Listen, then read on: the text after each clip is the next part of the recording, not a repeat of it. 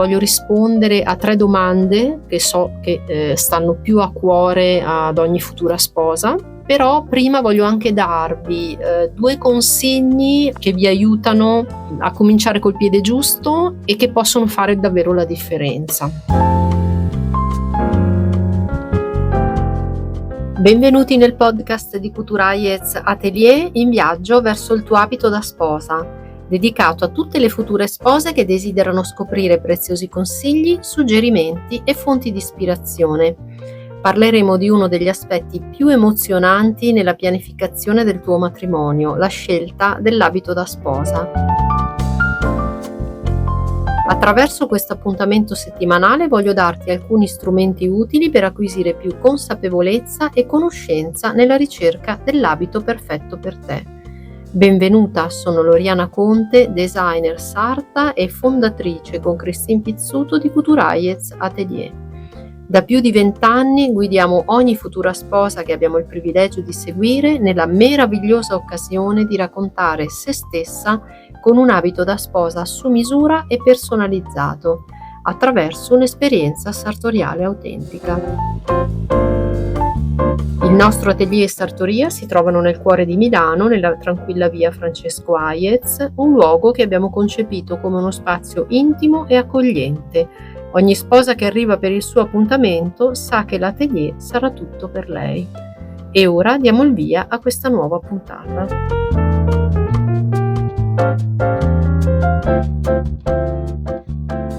Eccomi, benvenuti in un'altra puntata di In viaggio verso il tuo abito da sposa.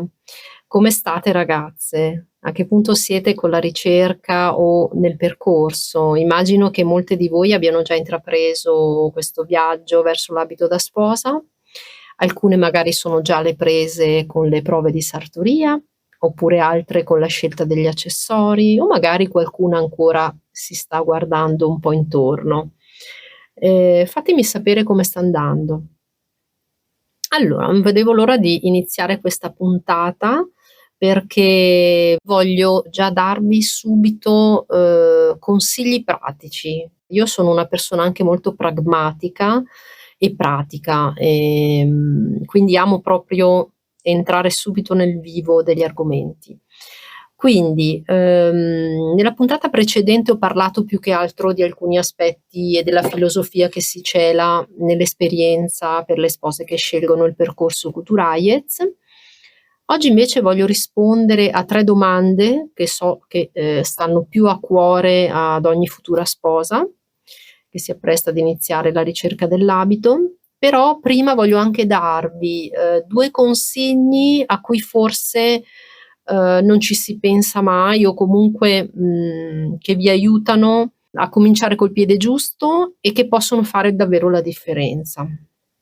Allora, prima cosa, definire un budget. Allora, inutile girarci intorno, quindi vi dico subito, non temete di chiedere o dare tutte le informazioni utili su questo aspetto, che devo dire rimane ancora un po' un tabù. Quindi vi esorto proprio a così a riflettere su quello, perlomeno se non sapete più o meno, perché tante ragazze mi dicono: sai, io non ho idea di che prezzi possano avere gli abiti da sposa, e è comprensibile perché ognuna di noi si appresta per la prima volta, magari se non ha accompagnato qualche amica, se non ha avuto esperienze anche collaterali, effettivamente magari non ha idea. Però quantomeno sapere quello che non vogliamo spendere, ecco già è un punto di partenza. Quindi quello che io vi consiglio è dare tutte le informazioni alle persone a cui vi rivolgete e anche chiedere, fare proprio domande su questo aspetto. Quindi raccogliere informazioni anche con un primo appuntamento conoscitivo o una video call, quindi senza, non so, scegliere degli atelier, scegliere dei negozi, prendere l'appuntamento e andare così un po', diciamo, tipo appuntamento al buio, ma fissare anche un primo incontro conoscitivo, che può essere secondo me super, super utile perché in quel momento potete fare tutte le domande che desiderate, non che dopo non le possiate fare, però comunque vi dà già un'idea dei range di prezzi che può avere quell'atelier o quel negozio, anche l'atteggiamento che possono avere le persone quando vi incontrano, quindi entrate in sintonia, l'ambiente già vi ispira oppure no?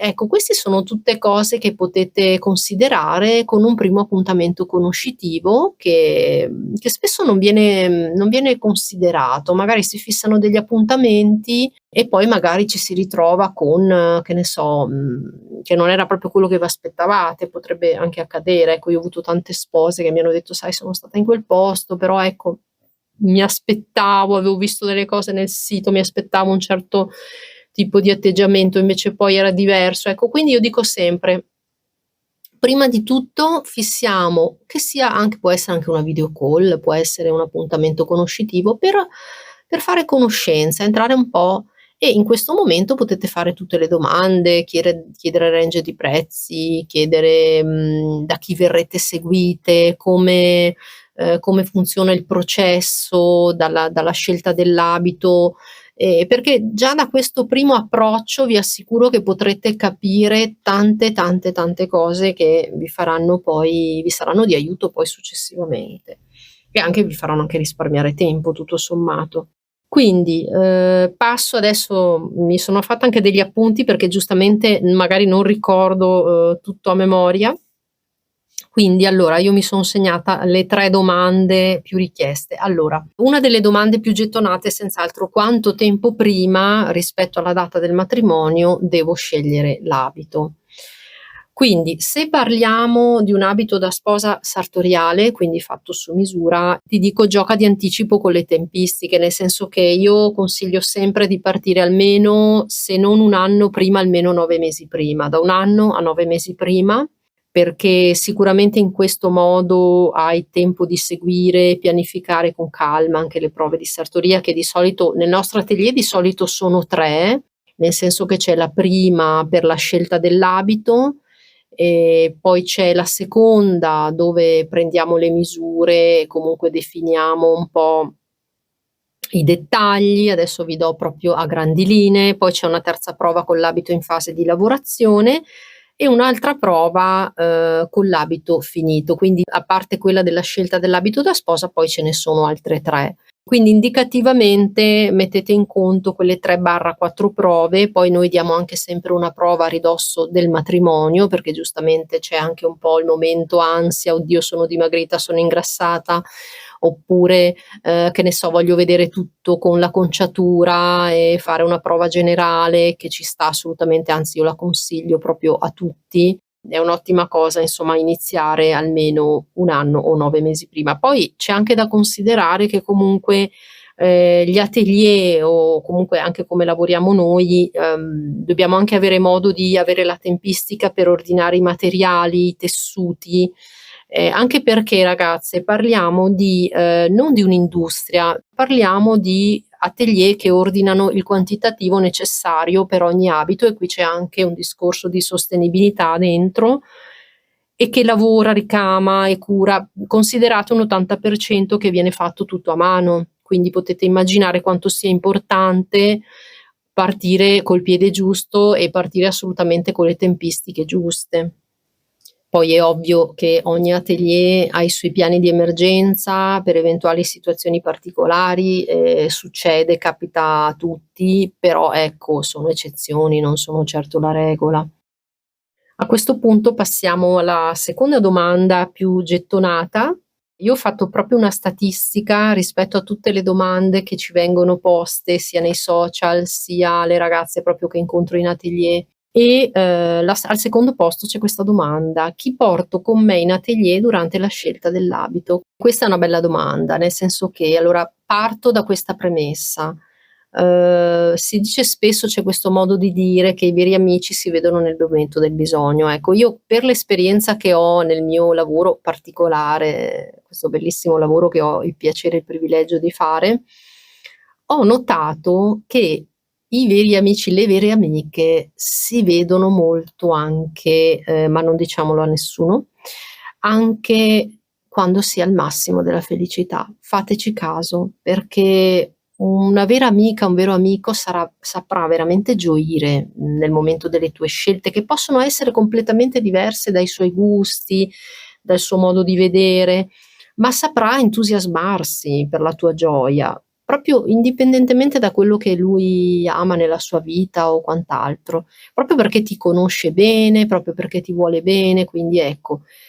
Quindi ragazze, con questa premessa non c'è bisogno che aggiunga altro, quindi ecco questa piccola premessa ho voluto fare. Poi per quanto riguarda invece quante persone portare, diciamo che 2 o al massimo 3 secondo me son più che sufficienti, anche perché rischiate poi di andare in confusione, ascoltando troppi pareri, opinioni. Queste prove per la scelta dell'abito con tantissime persone non sono neanche delle vere e proprie prove, sono un po' così, andiamo a passare un pomeriggio in atelier, ecco, diventa un po' una cosa così. E vi dirò anche che per chi vi segue, diventa anche un deterrente, nel senso che la persona che vi segue dice: "Vabbè, son venute a passare un pomeriggio, non sto neanche più di tanto a concentrarmi", ecco. Quindi ecco, io vi dico attenzione, non facciamo ecco anche assembramenti di persone in questo caso, perché non è una scelta dell'abito, è così, tanto per. Poi ecco, se in base alla mia esperienza, sempre per tornare alla domanda chi porto con me, vedo che tantissime ragazze, devo dire la mamma rimane sempre al primo posto, quindi la mamma e la sorella, la mamma e le sorelle.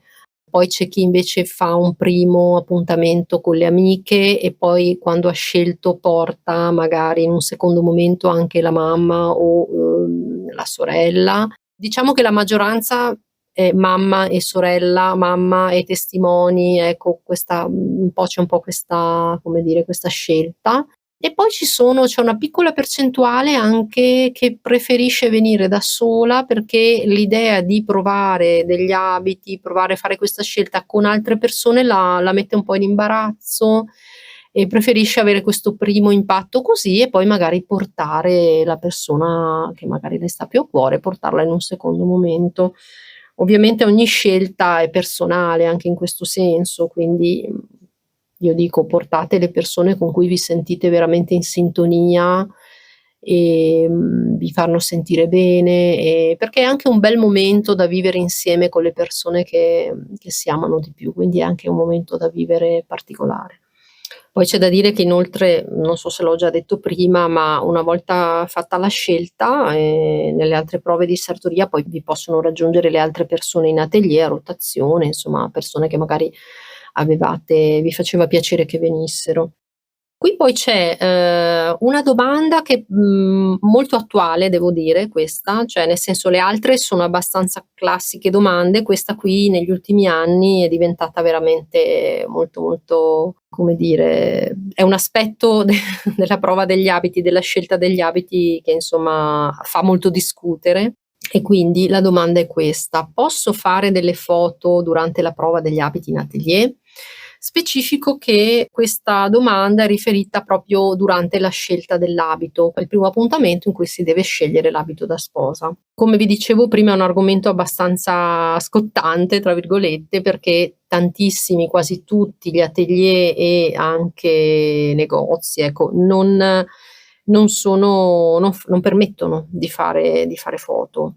E posso anche dal mio punto di vista come appunto titolare di un atelier, di un brand, di un atelier di abiti da sposa, posso capire anche le ragioni, alcune le posso capire anche benissimo, però io perlomeno io e Christine ci siamo sempre poste dalla parte anche della sposa, no, quindi mettendomi dalla parte vostra posso capire quanto possa essere importante poi rivedersi anche un attimo nelle foto, anche a mente fredda proprio, oppure anche durante le prove. E quello che specifico però sempre alle mie spose è che queste foto vanno prese con le pinze ragazze, perché comunque sono foto estemporanee, non è che possiamo ecco, non è uno studio fotografico ovviamente, quindi Sicuramente prenderle con le pinze, però, insomma, io so che sono utili, ecco, per la sposa e quindi, vi dico: sì, potete fare le foto, prendiamole un po' con le pinze perché, appunto, come dicevo prima, son pur sempre foto così estemporanee, fatte col telefono, luci che non sono adeguate e quant'altro. Però, ripeto, l'ho sempre considerato un'ottima cosa, proprio anche al fine di capire bene come ci vediamo con un abito, magari o con un tessuto che magari ti guardi allo specchio ha un effetto, poi magari ti riguardi in foto, noti magari altre cose. Io trovo che sia utilissimo. In ogni caso, ecco, rispettando anche quelle che sono poi le scelte dell'atelier a cui vi rivolgete, perché insomma, ecco ragazzi, il rispetto è sempre la prima cosa, sia da parte nostra che da chi si rivolge appunto agli atelier, ai negozi. Se non permette di fare foto, però potreste fare in questo modo: magari alla fine della vostra prova, chiedere di provare magari gli abiti che vi hanno colpito di più, di riprovarli, in modo che vi si fissano un po' di più in mente. Quindi non potendo fare la foto, però riprovando, che ne so, 2 abiti, 3 abiti, quelli che vi han colpito di più, vi rimangono un pochino più in mente, che poi vi devo anche dire che e tante spose me lo potranno confermare, che sono già passate attraverso questa esperienza, che quando ti colpisce un abito comunque non c'è foto che tenga, cioè proprio te lo sogni anche la notte, ecco, quindi non tranquille. In conclusione, anche per questa puntata ti do un piccolo esercizio, quindi prendi nota dei consigli che abbiamo visto in questa puntata. Il primo consiglio: fissare un budget possibilmente realistico.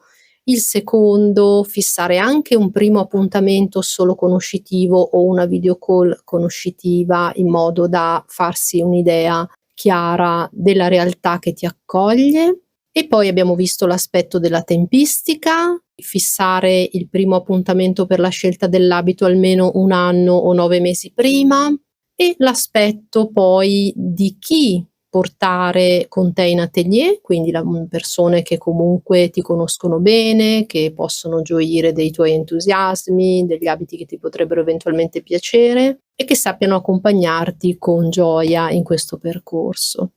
E poi abbiamo visto l'aspetto delle eventuali foto che si possano fare in atelier oppure no, e quindi laddove non fosse possibile farle, riprovare gli abiti che ti hanno colpito di più, in modo da fissarli bene in mente, ma soprattutto capire se ti danno sempre le stesse sensazioni che ti hanno dato quando le hai provate la prima volta.